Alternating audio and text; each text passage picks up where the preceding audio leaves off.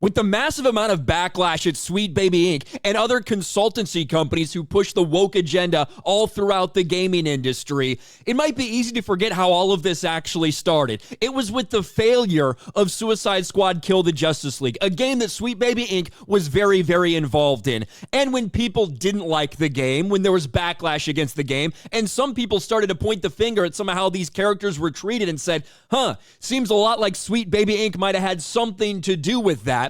Employees at this woke company decided to try to attack gamers. They wanted people silenced. They wanted people deplatformed, and it all blew up in their faces. And as much as the games journalists who have had it out for gamers for the past decade plus really wanted to push back and say it wasn't as big of a failure as everybody's making it out to be, Sweet Baby Inc. has nothing to do with this failure. The reality is, as more time goes on, we're seeing just what a disaster this game was, and now we're hearing it from the CEO of Warner Brothers himself. Warner Brothers blames Suicide Squad Kill the Justice League for quarterly miss. So Warner Brothers Discovery, massive company, TV, streaming, movies, all of this stuff. They're saying what caused them to miss so badly was the failure of this game because it was a massive, colossal disaster. Suicide Squad cost Warner Brothers $200 million in revenue.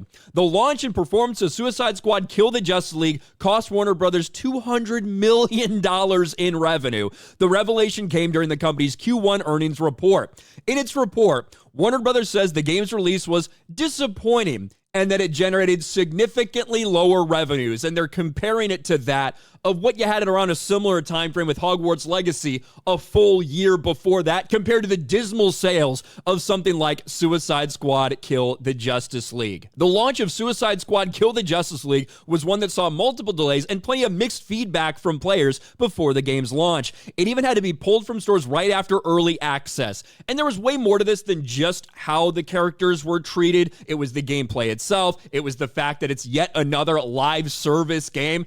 Well, here's the problem. If you want to do season after season, DLC after DLC, get people to keep coming back, there actually has to be an audience for your game. And unfortunately, as we look right now, there's fewer than 150 people playing it. In fact, in 24 hours, the peak is at 143. This is about as bad as it gets. These are similar to player count numbers of something like Marvel's Avengers, which is actually a dead game, which they're not providing any more things for. Like, an actual dead game has more interaction right now than Suicide Squad Kill the Justice League, which Warner Brothers Games had planned on doing multiple, year after years of content for Suicide Squad Kill the Justice League. I don't know how you justify that anymore. I don't know how you afford it. It's only a matter of time until this thing gets shut the fuck down. But here we are, right? A couple months after all of this went down, Gamergate 2, games journalists going to war with gamers, trying to dox them, trying to get them deplatformed.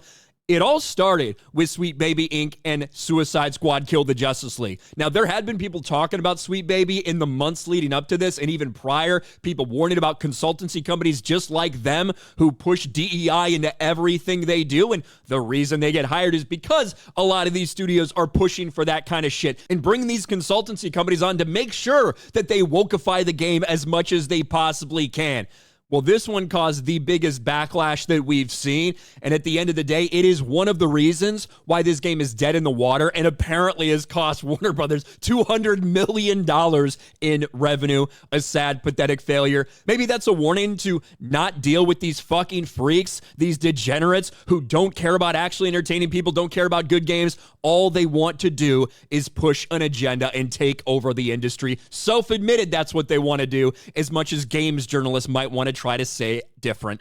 What do you guys think about this? Let me know in the comments section below. Smash a like button, subscribe to the channel, ring the bell for notifications, share this video out there, and I'll talk to you later.